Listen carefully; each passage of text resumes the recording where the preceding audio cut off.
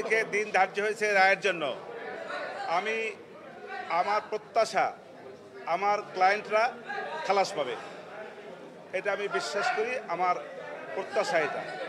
এবং আমি লার্নেড ট্রাইব্যুনালের সকল জাজেসবৃন্দকে আমি ধন্যবাদ জানাই যে তারা অতি কষ্ট করে এই মামলাটা সাক্ষী জবানবন্দি জেরা সমস্ত কিছু সমাপ্ত করেছেন এবং তৎপরবর্তীতে রায়ের জন্য দিন ধার্য করেছেন, এই জন্য তাদেরকে আমার ধন্যবাদ।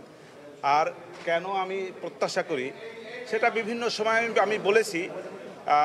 আমি মনে করি যে আমার সাক্ষীর যে সমস্ত জবানবন্দি হয়েছে তার প্রেক্ষাপটে যে সকল জেরা হয়েছে, জেরার প্রেক্ষাপটে বিভিন্ন সময়ে বিভিন্ন সাক্ষীদের কাছ থেকে আমি বিভিন্ন রকমের গুরুত্বপূর্ণ বেশ কিছু তথ্য সাক্ষীর মাধ্যমে আনতে সক্ষম হয়েছি। সব কিছু মিলিয়ে দালিলিক সাক্ষ্য সেসব জায়গায় আমি কন্ট্রোভার্সি ক্রিয়েট করার চেষ্টা করেছি এবং বিভিন্ন সময় দালিলিক সাক্ষীর উপরেও কন্ট্রোভার্সি ক্রিয়েট হয়েছে বলে আমি বিশ্বাস করি। সব কিছু মিলিয়ে আমি বিশ্বাস করি আমার আসামিদ্বয় খালাস পাবে।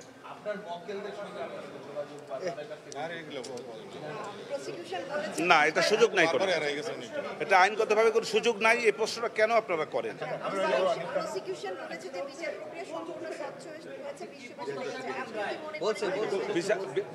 বিচার প্রক্রিয়া আমার দেখা মতে কোনো অস্বচ্ছতা আমি দেখি নাই, কারণ আমাকে কেউ কোনো রকমের ইন্টারাপ্ট করে নাই, এটা আমি বলতে পারবো।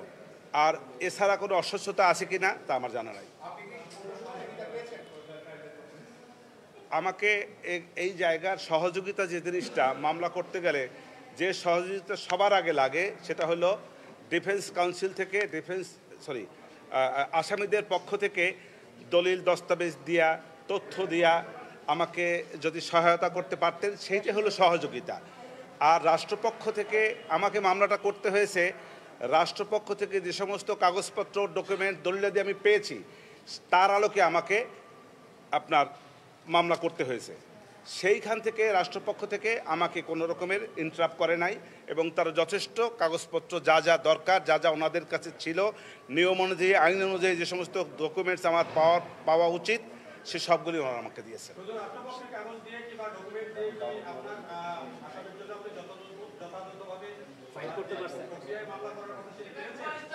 আমি আমার সীমাবদ্ধতা থেকে আমি চেষ্টা করেছি, যথেষ্ট চেষ্টা করেছি।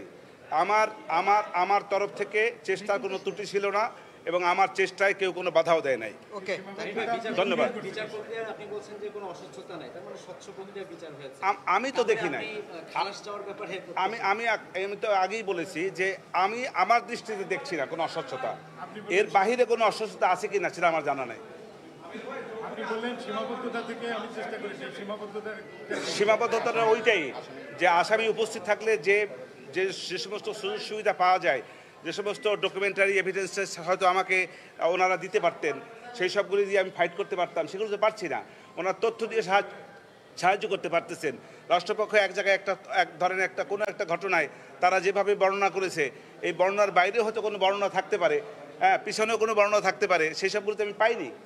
অতএব এই জায়গাটা থেকে আমার কিছু মানে সীমাবদ্ধতা ছিল।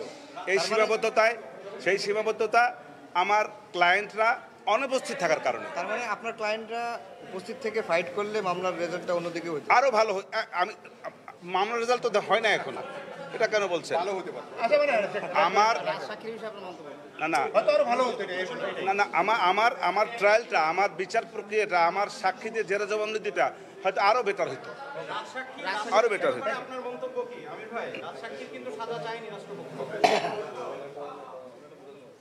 আমি তো রাজসাক্ষীর সাজা চাবো না, সে তো আসামি, আমি তাকে সাজা চাবো কেন?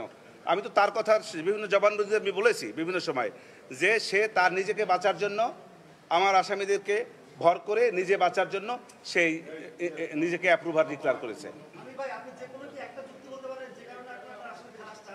এইটার অনেকগুলি যুক্তি আছে, অনেকগুলি যুক্তি আছে। ধন্যবাদ সবাইকে, ধন্যবাদ। সেটা দেখা যাক।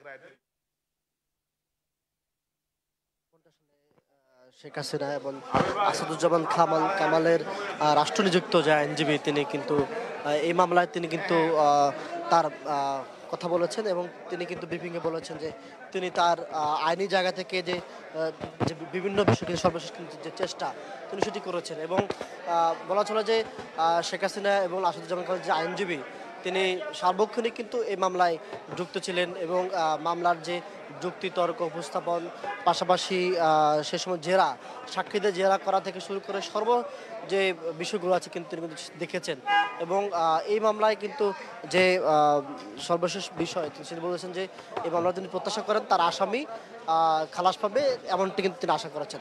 এই ছিল আমার কাছে আন্তর্জাতিক অপরাধ ট্রাইব্যুনালের থেকে কিন্তু চৌধুরী আবদুল্লাহ মামুন এবং এই যে শেখ হাসিনা আইনজীবীর সর্বশেষ খবর।